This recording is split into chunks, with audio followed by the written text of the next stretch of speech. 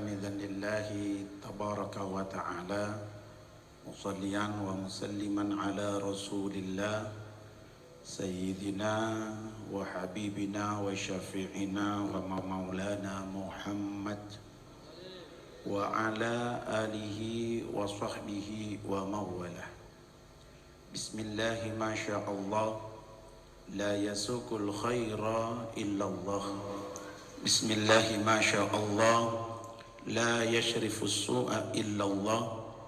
بسم الله ما شاء الله ما كان من نعمة فمن الله. بسم الله ما شاء الله ولا حول ولا قوة إلا بالله. اللهم صل على سيدنا محمد الفاتح لما أغلق والخاتم لما سبق ناصر الحق بالحق والهادي إلى صراطك المستقيم وعلى آله وصحبه حق قدره ومقداره العظيم. أما بعد حبائبنا الأحباء سادتنا العلويين ونخص بالذكر فضيلة الحبيب سماحة السيد محمد بن أحمد الحبشي حفظه الله تعالى وجميع الحبائب الأحباء, para kiai, para asatid, para guru, khususnya ikhwan, akhwat, pejuang-pejuang dakwah pemuda Islam hafizakumullah jami'an. Alhamdulillah, malam hari ini Masjid Baitul Huda seperti sedang melepas kerinduan dengan beliau Habibuna Al-Habib Muhammad bin Ahmad Al-Habsyi. Tidak seperti biasanya saya di samping beliau, mungkin karena lama tidak bertemu, agak gemetar Habib. Karena lama tidak ketemu mungkin Habib. Insyaallah.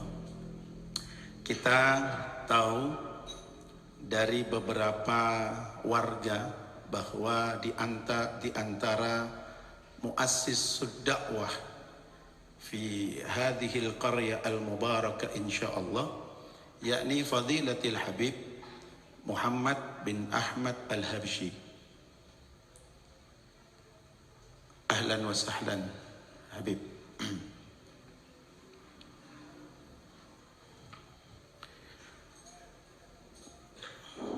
Fadal Habib, fadal.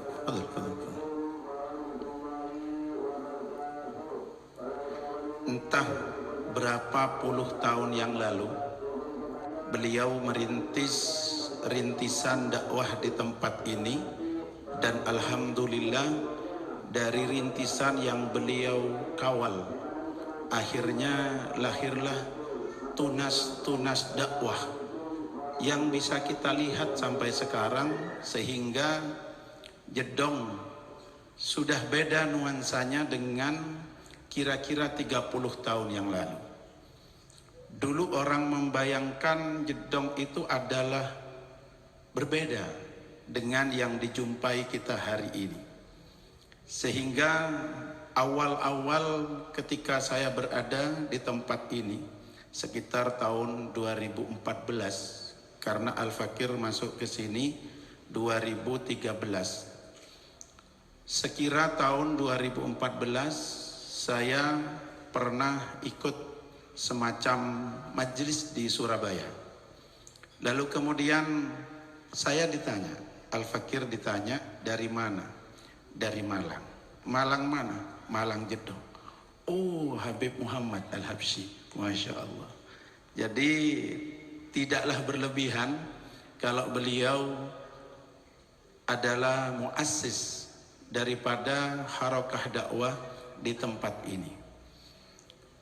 Di antaranya bisa kita lihat hari ini tunas-tunas dakwah itu kemudian bermunculan. Majelis-majelis yang lain pun seperti bunga-bunga di musim hujan, itu tidak lain adalah investasi dakwah daripada beliau Habibuna. Para ikhwan, para hadirin hafizakumullah, di antara yang harus kita syukuri adalah ketika malam hari ini, hari-hari ini, dan insya Allah ila yaumil mi'ad, kita akan tetap merasakan nikmatnya iman dan ilmu serta Islam yang dibawa oleh baginda Nabi Muhammad sallallahu alaihi wasallam. Padahal jarak antara kita hidup hari ini dengan baginda Nabi diutus di kota Mekah itu terpaut sangat jauh ruang dan waktu. Baginda Nabi diutus oleh Allah membawa dakwah Islam 15 abad tahun yang lalu di sebuah kota yang disebut Wadil Muqaddas Tuwa atau kota Mekah. Kalau ditarik dengan kita, jauh ruangnya, jauh waktunya. Tetapi alhamdulillah para hadirin hafizakumullah, walaupun jauh, kita tidak pernah bertemu dengan baginda Nabi, tetapi kita bisa merasakan nikmatnya berislam, nikmatnya iman, nikmatnya ilmu tidak jauh beda dengan apa yang dibawa oleh baginda Nabi Muhammad sallallahu alaihi wasallam. Dakwah bisa berkembang ke kita hari ini, padahal jarak antara Nabi dengan kita jauh, ruang dan waktu. Tidak lepas karena ada rangkaian generasi demi generasi yang membawa transmisi keilmuan dan keislaman sehingga sampai kepada kita. Generasi yang pertama adalah generasi terbaik yang disebutkan di dalam hadis khairul quruni qarni. Sebaik-baik generasiku adalah sebaik-baik generasi adalah generasi para sahabat radhiyallahu anhum. Kaum muslimin hafizakumullah, para sahabat ini luar biasa. Para sahabat ini tidak ada yang kuliah S1, tidak ada yang kuliah S3. Mereka mulia bukan karena ilmu. Karena waktu itu tidak ada titel. Tidak ada Profesor Abu Bakar As-Siddiq, tidak ada. Tidak ada Doktor Ekonomi Utsman bin Affan, tidak ada. Tidak ada Master Pendidikan Abdullah ibnu Mas'ud, tidak ada. Tetapi kenapa mereka kemudian abadi sampai hari ini disebut-sebut namanya, disebut-sebut dalam berbait-bait doa, dalam berbait-bait madah, dalam bahkan nama-nama masjid, bahkan nama-nama putra-putri umat Islam. Allah Subhanahu wa ta'ala menggambarkan tentang bagaimana karakteristik para sahabat radhiyallahu anhum sehingga mereka abadi sampai hari ini. Mereka bukan ilmuwan. Ketika sahabat hidup membersamai Kanjeng Nabi, non jauh di sana di Yunani banyak para ilmuwan kala itu. Ada Socrates, ada Plato, ada Pythagoras. Semuanya tidak menginspirasi umat manusia untuk memberikan nama anaknya dengan nama Socrates. Tidak ada orang jedong atau profesor yang setiap hari mengkonsumsi buku-buku karya Plato dan Pythagoras, kemudian menginspirasi nama anaknya diberi nama Pythagoras. Tetapi tidak sedikit dan bahkan mewabah ke seluruh penjuru dunia nama-nama sahabat. Bahkan sahabat yang menurut kita sangat sederhana, seperti Sayyidina Bilal bin Rabah, seperti Sayyidina Abdullah ibnu Mas'ud yang fisiknya sangat sederhana. Kita bangga dengan nama-nama itu. Allah kemudian menggambarkan bagaimana tentang karakteristik para sahabat. Di dalam surat Al-Hasr Allah Subhanahu wa ta'ala berfirman, wa yu'thiruna ala anfusihim walau kana bihim khasasah. Ternyata kunci daripada kesuksesan para sahabat sehingga terkenang sampai hari ini, mereka memiliki makom, yang luar biasa disebut dengan makom ithar, yang diabadikan dalam Al-Quran, wa yu'thiruna ala anfusihim walau kana bihim khasas. Apa makom ithar? Makom ithar itu mendahulukan orang lain, mendahulukan dakwah, mendahulukan kepentingan orang yang lebih banyak, utamanya kepentingan Rasulullah, daripada kepentingan dirinya. Subhanallah. Allahumma salli ala Muhammad. Seandainya para sahabat itu mementingkan dirinya, maka mereka tidak akan menjadi generasi terbaik. Mereka tidak akan menjadi inspirasi kebaikan bagi umat Islam sepanjang zaman. Para sahabat radhiyallahu anhum adalah orang-orang yang tidak memikirkan dirinya. Yang dipikirkan adalah dakwah baginda Rasulullah dan teman-temannya. Sehingga mereka sampai hari ini terkenang. Mereka lepas, selesai dengan dirinya sendiri. Bahkan para sahabat radhiyallahu anhum seperti Abdullah ibni Mas'ud. Siapa beliau secara keseharian? Hanya tukang bawa sandal Nabi Muhammad sallallahu alaihi wasallam. Tetapi karena keikhlasannya untuk memikirkan, melayani, berkhidmah kepada baginda Nabi, maka namanya abadi sampai sekarang, bahkan termasuk dari para sahabat yang paling banyak meriwayatkan hadis. Sederhana, khidmah, mengutamakan orang lain. Mungkin para hadirin, para jamaah hafidhakumullah, kita tidak bisa menyamai para sahabat, tetapi setidaknya kita bisa mengikuti, menginspirasi langkah-langkah khidmah, kerja-kerja khidmah yang dilakukan oleh para sahabat radhiyallahu anhum, sehingga keberkahan hidup itu menimpa kita dan juga generasi-generasi sesudah kita. Allahumma shalli ala Muhammad. Karena para sahabat begitu, maka kemudian ilmu ini terwariskan, ilmu ini tertransmisi secara baik kepada para sahabat, kepada murid-muridnya dan murid-muridnya. Akhirnya sampai kepada kita. Meskipun kita jauh dengan Rasulullah, karena barokahnya para sahabat, barokahnya para ulama. Maka sering kali kita mendengar hadis akrimul ulama fa innahu warasatul anbiya.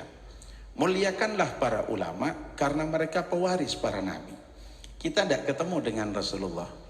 Seandainya di tempat ini tidak ada ulama, tidak ada beliau-beliau yang rela merintis dakwah, bahkan sudah makom ithar, tidak mementingkan kepentingan pribadinya, mungkin kita tidak akan merasakan indahnya beriman dan berislam seperti yang diajarkan oleh baginda Rasulullah. Lalu kemudian setelah para sahabat, muncullah orang-orang yang memiliki makom ithar. Mereka adalah para ulama. Para hadirin, kita lihat bagaimana rekam jejak daripada orang-orang yang kemudian menjadi perintis dakwah. Apakah itu kiai, apakah itu habaib, apakah itu para ulama pendakwah. Mereka mulai kecil dimasukkan di madrasah. Kemudian setelah besar dipondokkan jauh dari orang tuanya. Tidak sampai di situ, dikirim bahkan ke negeri seberang. Ada yang dikirim ke Mekah, ada yang dikirim ke Yaman, ada yang kirim di Maroko. Mereka tidak memikirkan dirinya, bahkan orang tuanya pun tidak memikirkan dirinya bahwa ini anak saya, bukan. Tetapi yang diinginkan bagaimana ini kelak akan menjadi orang-orang yang membawa misi baginda Nabi. Sehingga ketika mereka para pencari-pencari ilmu itu pulang, jarang di antara mereka yang daftar pekerjaan. Tidak ada ceritanya ulama, alumni Maroko daftar kerja di pabrik, nggak ada. Tidak ada yang kemudian jadi ini dan itu, nggak ada. Fokus di pundaknya terkandung ilmu Nabi Muhammad. Di pundaknya terkandung amanah yang besar, ilmu harus disampaikan. Barokah beliau-beliau inilah orang-orang yang memiliki makom ithar, sehingga kita yang tidak ikut-ikut merantau, tidak ikut-ikut mondok di Yaman, tidak ikut-ikut mondok di Mekah, Madinah, tetapi bisa menimba ilmu dari beliau-beliau, adalah karena barokah daripada ad-du'at, para pendai-pendai yang luar biasa. Lalu bagaimana dengan kita? Kita tidak merantau, kita tidak menimba ilmu. Bisa jadi kita menjadi generasi sahabat sebagai pengkhidmah. Guru saya, Kiai Haji Abdul Muiz Tirmidzi, murid daripada Abu Ya Said Muhammad bin Alwi Al-Maliki, itu sering berkata dalam bahasa Inggris Timur biasanya, santri itu tidak cukup menimba ilmu.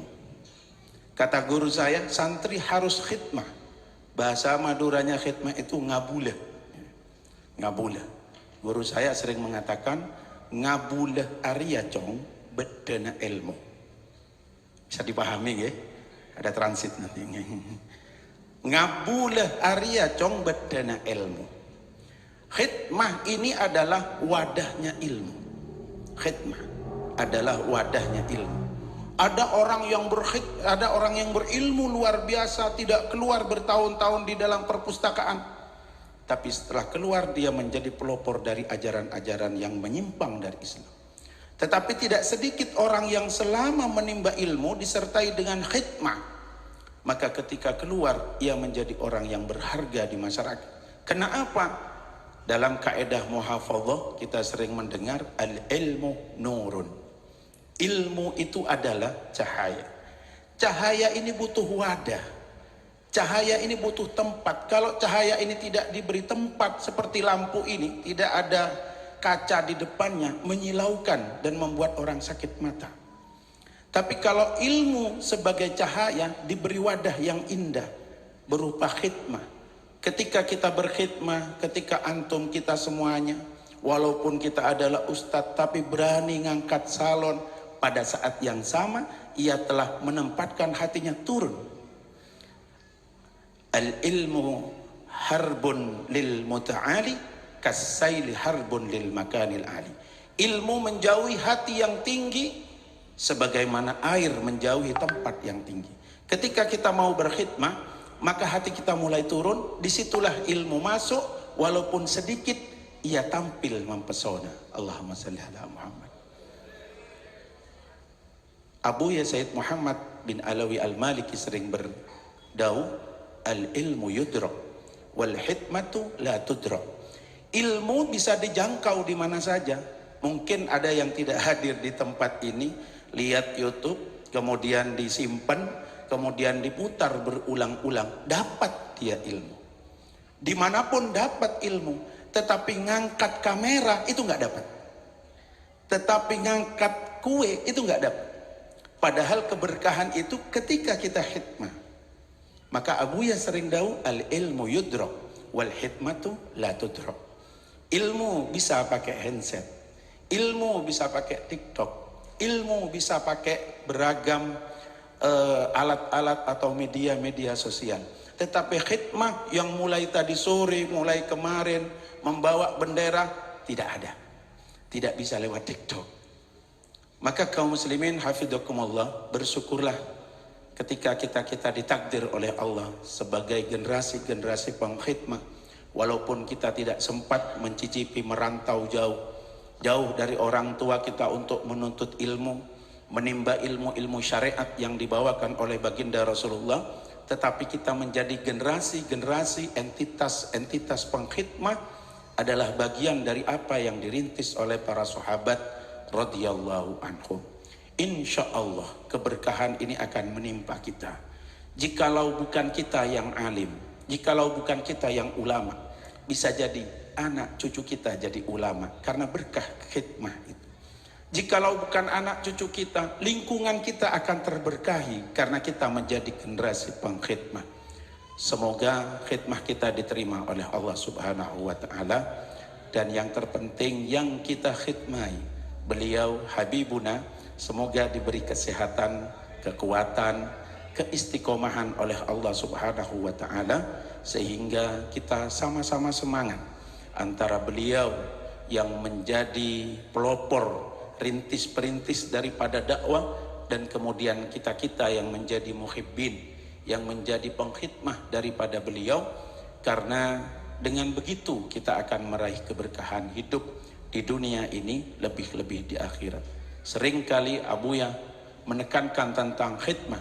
Di antara dawuh beliau, at-talibul khudum ahabbu ilayya minat talibil mujtahid. Orang santri yang pengkhidmah lebih aku sukai daripada santri yang hanya rajin belajar tetapi dia tidak mau berkhidmah. Karena dalam keyakinan para ulama, khidmah itu adalah kunci dari keberkahan, dan khidmah itulah nanti yang akan menularkan keberkahan. Ada dai yang membawa ilmu, ada kita yang siap berkhidmah. Terus berkelanjutan sehingga ajaran Islam yang dibawa oleh baginda Rasulullah berjalan secara lestari dari waktu ke waktu dan tidak pernah padam, karena ada komponen-komponen dakwah antara ad-du'at wal khudama, antara orang-orang yang pendai, orang-orang yang mengajar, dan orang-orang yang tergabung di dalam entitas khidmah. Masjid Baitul Huda, ya Habibuna, sangat berterima kasih, dan kita merindukan sekali sebetulnya. Kemarin waktu Ustadz Zainul mengatakan kita, loh iya tak bener tak, karena lama kayaknya tidak kesini Habibnya. Kapan-kapan semoga di Darmanawa juga Habib, karena waktu kita awal di Darmanawa tanggal 31 Januari 2013 itu bersamaan dengan Habib punya majelis yang nutup jalan Habibnya di sebelakang sini, sehingga siang kita datang, kemudian kita hadir di majelis dakwah pemuda Islam yang waktu itu nutup jalan di tikungan. Artinya kita dapat keberkahan juga dari majelis dakwah pemuda Islam ini, sehingga barangkali kita bisa istiqomah sampai hari ini mengadakan majelis-majelis ilmu. Saya yakin tidak lepas dari keberkahan majelis sholawat dakwah pemuda Islam, yang mana ketika saya datang, Al-Fakir datang, orang yang pertama saya jumpai adalah beliau. Orang yang pertama kita mintakan doanya adalah beliau, Habibuna Al-Habib Muhammad bin Ahmad Al-Hawashi. Sehingga kita berharap semoga frekuensi kehadiran di tempat ini bukan hanya sekarang, tetapi semakin meningkat di dalam rangka untuk mengajak warga Jedong, warga Jurang Wugu agar bersama-sama mendekatkan diri kepada Allah, mencintai kepada baginda Nabi Muhammad sallallahu alaihi wasallam, dan menyambungkan transmisi ruhaniyah dan ilmiah antara kita dengan para ulama, dengan para habaib, para sadat as-salafus saleh, sehingga kelak kita akan bisa berkumpul dengan beliau-beliau. Mohon maaf atas nama takmir Masjid Baitul Huda yang bila ada kekurang maksimalan di dalam menyambut panjenengan sedaya, di dalam memberikan pelayanan servis dumateng panjenengan sedaya, yang jelas kami sangat bangga dan sangat bahagia ketika masjid ini berkenan ditempati majelis sholawat dakwah pemuda Islam.